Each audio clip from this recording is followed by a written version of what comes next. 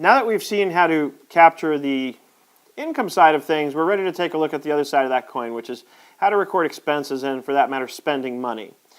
Now, there are, of course, situations where we spend money and it's not classified as an expense. For example, the purchase of fixed assets. So we're also going to take a look at what that looks like. Bottom line, when money is going out of our bank accounts, we're going to look in this lesson at how that gets recorded and captured in Xero.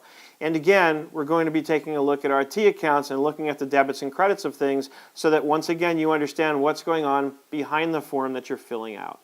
Come along with me. Let's see what this looks like. Xero in the expense cycle. Here we are. We're back in my schoolofbookkeeping.com video file. I've added a bank account, called it dummy account, and we're going to look at the expense cycle in Xero and what that looks like and how it works. We've got our blank balance sheet. We've got our blank income statement. There's no tricks up my sleeve here. We want to take a look at how it works when we spend money using Xero.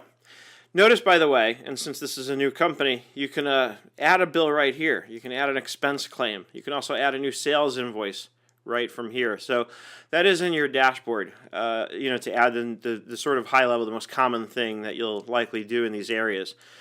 But if we want to do anything having to do with spending money, then we're going to go here under Accounts to where it says Purchases.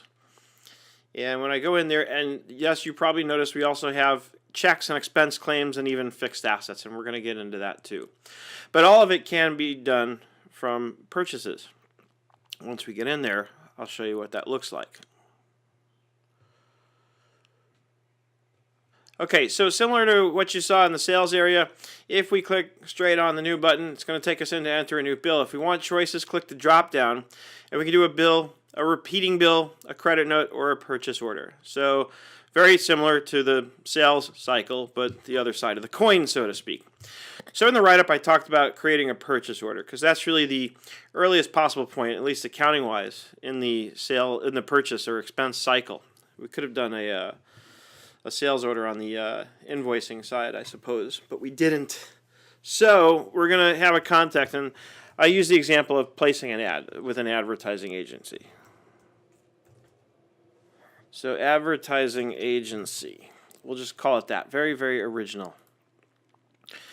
And we'll put it in for today's date. The delivery date would be the ad placement date, I imagine, in a case like this. So let's say it's going to be in a week from now. And then, of course, we put in an order number, and a reference might be, the order number might be your insertion order number, because remember I said in the write-up with ad agencies, the equivalent to a PO is an insertion order. That's what it's called in the advertising world. And then we have a reference, we'll call it XYZPDQ. All right, and then the description will be an ad I placed, and we'll say it's a quantity of 1 at 25,000. Let's say we're getting a freeway billboard or something, and this is going to go to advertising, and that's the story. So this is just a purchase order. So notice if I say approve,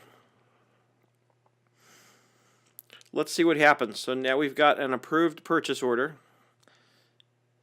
So purchase order is approved, and notice that if I refresh my balance sheet, I should still have nothing because it's just a purchase order. Nothing happened. I haven't incurred any expense. I've just basically placed an order with an ad agency saying, I'm going to have an expense with you once you confirm it. Let's refresh the income statement to be certain that what we expect to see is what we see.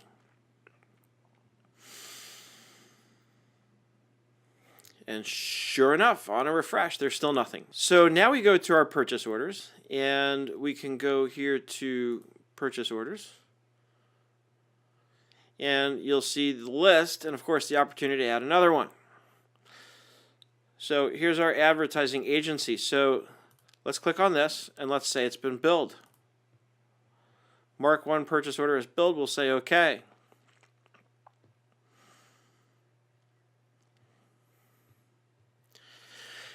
Now, let's take a look at what this should look like before we look at the reports. So we're back to our wonderful T accounts. I just love T accounts. They're so much fun.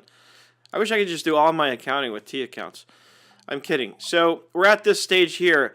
Transaction number 3, a bill is received for $25,000 to our advertising agency. So transaction number 3 can be found here under accounts payable. That's a credit to accounts payable, credits increased liabilities, and a debit to advertising expense of $25,000, which means when I refresh our balance sheet, I should see accounts payable for $25,000 and I should see advertising expense for $25,000. Let's go to the videotape. Once you've marked your purchase order as billed, then you actually have to copy it to a bill to sort of complete that part of the process. So let's go over to accounts, let's go to purchases, and over here under purchase orders I go to billed. I can find my purchase order that I marked billed. I can go in there. You could also have done it right from the previous menu. So let's go back there. I was going to just go edit the bill and the copy to options there, but I can do it right from here. Check it off, copy to, and then check off bill.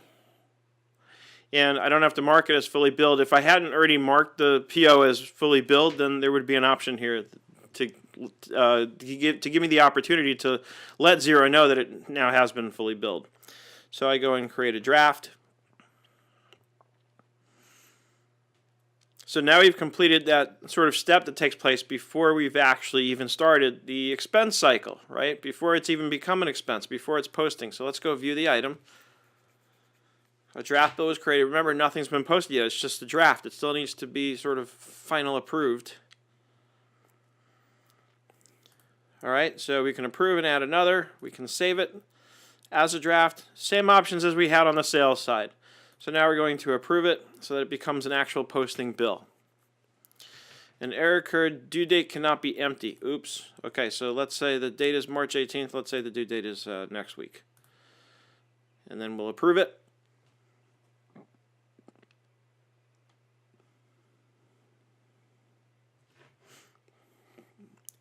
And now, remember, credit accounts payable, $25,000 on the balance sheet, debit advertising expense, $25,000 on the P&L. Let's refresh the balance sheet.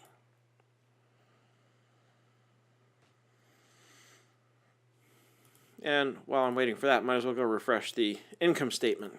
And then we'll click on the balance sheet. There it is, my accounts payable, $25,000 shows up. My expense advertising, $25,000 shows up. So now the bill has been posted. It's become a bill. And we have one last thing to do, which is going to be to pay the bill.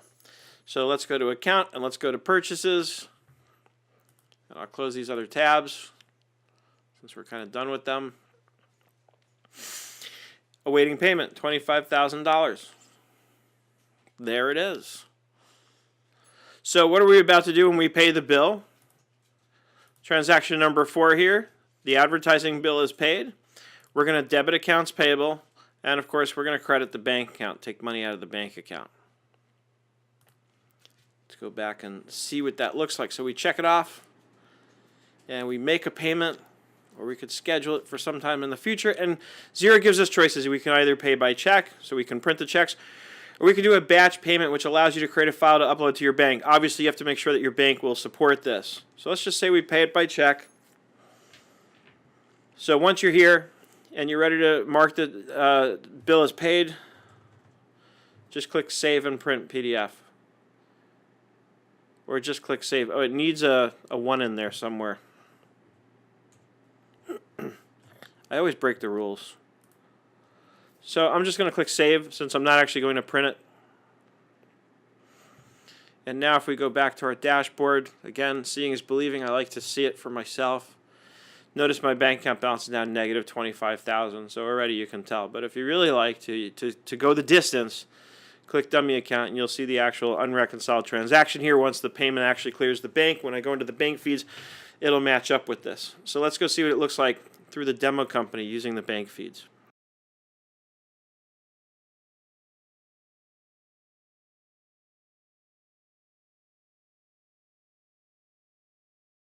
Now in the demo company, let's go to accounts, let's go to purchases.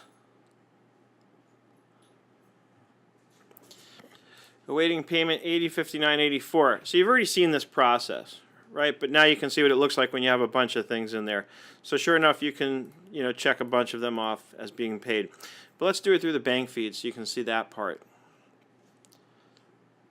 So presumably you're going to go, let's say, on your bank account, you'll use bill pay or whatever you use, and you'll schedule the payment to pay your bills. Or like I said earlier, you'll use something like bill.com to pay all your bills. Bill.com will actually sync it back for you, so you won't have to do anything after that.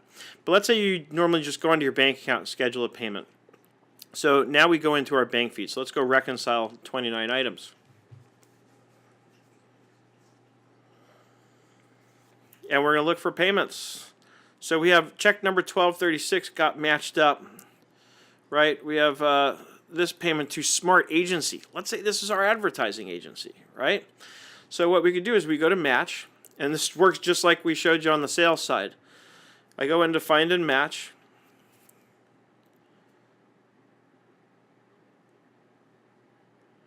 And Xero is looking, and look at this. I've got both payments right here, or both bills rather, $2,000 and $2,500 that add up perfectly. So on its own, Xero didn't assume it was a match, but I can go in here and in 2 seconds check off what I need, and now it's all matched up. I choose reconcile, and that, my friends, is how you would handle the payment cycle. So let's go back to my demo file.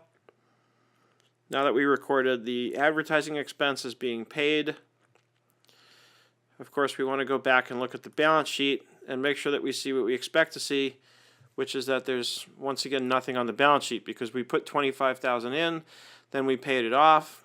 So now my balance sheet should be $0. So let's just there's my dummy account for $25,000. That's the bank account though. See, so basically the money moved from accounts payable to a negative in my bank account because it got paid off and I didn't have any money in the bank account to begin with. So we end up with a negative balance. So that, my friends, is your proof that we've properly completed the expense cycle. While I was, in fact, recording this lesson in Xero on expenses and spending money, and specifically looking at the fixed assets area, I discovered something really cool, really smart, actually, that Xero does. It's one of those things that I refer to as those little intelligent things that software sometimes does, and it shows you that the people who develop the software have really thought things through. And what I'm talking about is something I discovered that Xero does with respect to when you're recording the purchase of a fixed asset. And what it does anytime you're posting something to a fixed asset account with a quantity of more than one at a certain rate. Now let's go take a look at fixed assets. I mentioned in the write-up that that Xero does something really cool in the way that it handles fixed assets. So if I go into fixed assets, it gives me the fixed asset kind of manager that Xero has, right? And it's got all these. I'm actually going to delete these. I want to show you how this got created, essentially. And I had already gone in and deleted the bills, so evidently it still left these behind. So we're going to get rid of those. So fixed assets, notice I've got pending, registered, and then sold and disposed items, right? So watch what Xero does. And this took me a minute to figure out. But let's say I record a purchase.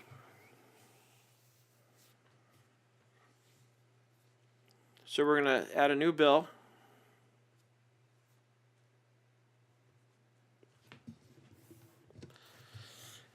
And we're going to buy some cycling equipment. Bill's Cycle Shop. Put it in for today. Due date of today. Description. Cycling equipment. Don't ask me how cycling equipment is a legitimate fixed asset. What you call it for this purpose doesn't really matter. But watch this. So I'm going to say I bought 6 things at $100 a piece for a total of $600. And we're going to book it to exercise equipment, right? Maybe we have a very good purpose in our business for having exercise equipment that we buy, keeping our employees healthy. So I'm spending $600 based on 6 items at $100. So let's click approve. And then we're going to go to fixed assets. And it's so cool. I just think it's very smart what Xero does here. So now let's go to fixed assets. It puts 6 different items in pending items, and it even numbers them for you at $100 a piece. So it recognizes that because we entered a quantity of 6, there were 6 different items at $100 a piece. So now, of course, you can go into any of these fixed assets and describe the additional details that you would want described about a fixed asset. So it's, everything kind of comes in. It's got the asset number, the account, the purchase date, the purchase price. The region, in case you're wondering, is one of the tracking codes that's set up in this sample company file. We can put in a description, even let you know you can put live hyperlinks if for some reason it helps you to have a live hyperlink in here. Over here we can define the asset type, the depreciation rate, the method, and then the depreciation account, which probably should just be depreciation expense. So Xero will then calculate and post your depreciation entries for you. Be aware that using straight line or declining balance is really kind of a financial accounting method. In all likelihood, for tax purposes, your accountant is using what's called Modified Accelerated Cost Recovery System, MACRS, M-A-C-R-S. So there's a good chance that what you're doing for tax purposes is not going to be in agreement with these methods. It's very rarely the case that I don't know if I've ever seen a case where for tax purposes we ever actually use straight line depreciation, but for financial reporting purposes we often do. So that's a book to tax difference that you're going to have to deal with. So just think about that before you do make use of this, because you may choose not to. You may choose to just manually post your depreciation entries just to keep the books consistent with how it's done for tax purposes. But if you want a really good, thorough asset tracker, then this is a great way to go. And it's really cool, I think, that you can enter a bill and post it to a fixed asset account, and it just kind of populates the information in pending for you. So I'll show you checks real quick, although you'll probably think I'm insulting your intelligence by thinking I have to show you checks. So here we click spend money. I love that. I love the straightforwardness of that. So here I can just, I'm going to choose the account I'm writing the check out of, continue.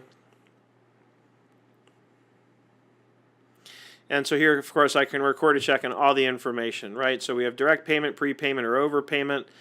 And down here we just fill in the information just like anything else.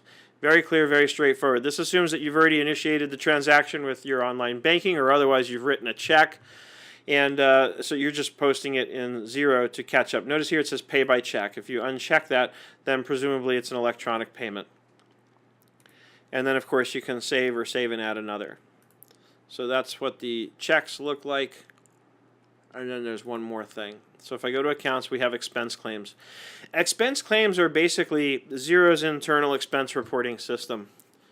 So that's where you or any users that you've invited into your Xero account can go in here and they could submit receipts to produce expense claims so that those claims can be reimbursed to them. And that's all this is. So if you're adding a receipt, this is where, if it were my company, then I would definitely insist on them using this document attachment feature here. I would definitely want a copy of any receipt before I reimbursed it. And then again, you're going to fill this out. Now, one thing that's interesting to note, so the receipt here, let's say it's from Sugar Plum Fairy. That's something I actually added in here just because I'm silly like that.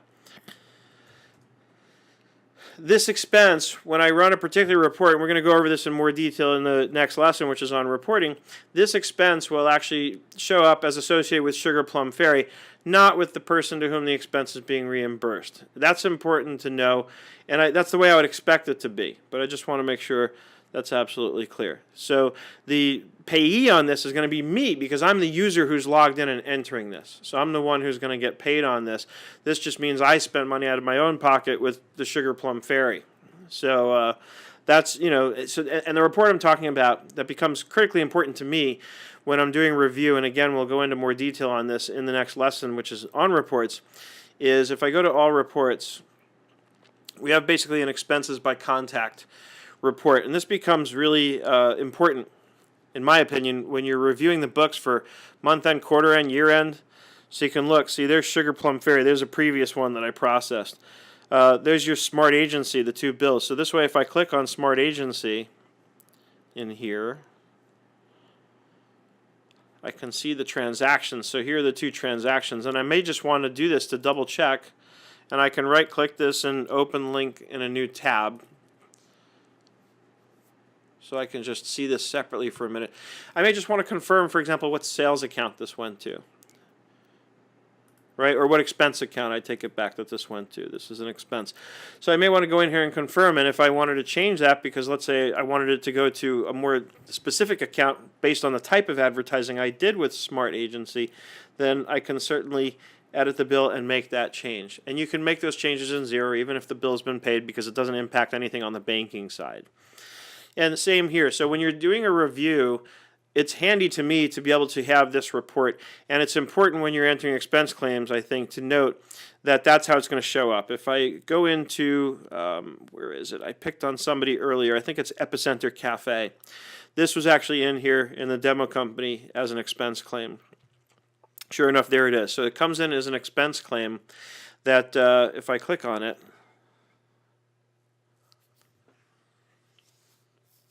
we will see who this went to.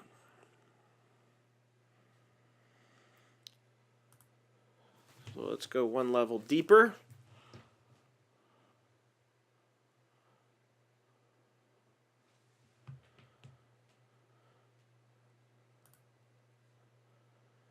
And here it is. So this is the expense claim at its sort of source, right? And so you can see there's the description. It's all in here.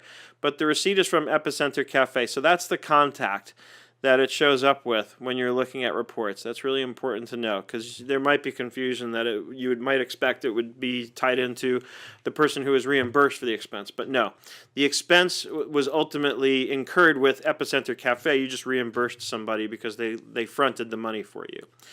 And that, my friends, is pretty much the whole expense cycle. We've got purchases, checks, expense claims, and fixed assets. Go back into purchases for a second and we'll do a quick recap. Under new, we can do a bill, repeating bill. I'm not going to show you a repeating bill because I showed you a repeating invoice, and it's the exact same thing. It's a bill with a recurrence option in there. A credit note, of course, is if I return something and I'm getting a refund, and the purchase order we went over. So that, my friends, is the life cycle of an expense using Xero as the accounting software. The expense comes in, it gets paid, and it goes out, and everybody goes home happy. So as always, if you have any questions and you are a registered student with schoolofbookkeeping.com, use the answers forum. If you are not a registered student with schoolofbookkeeping.com, go register so you can use the answers forum. Otherwise, take advantage of any of the free forums that are out there online, and I'm sure somebody will get back to you with an answer shortly. As always, I hope you learned something and had some fun along the way, and I'll look forward to seeing you in the next lesson. As you can see, Xero provides us with a very robust infrastructure through which we can record and track our expenses and how we spend our money for the business. We also took a look at fixed assets and how Xero has a really intelligent feature for handling that area. Next, we're going to take a look at the last part of this course, which is really the output that we can get now that we know how to handle everything we've seen so far. The bank feeds, handling revenues, handling expenses. At the end of the day, it's all about what I can now draw out of the accounting software. And Xero has a great reporting feature, which we're going to take a look at in this last lesson.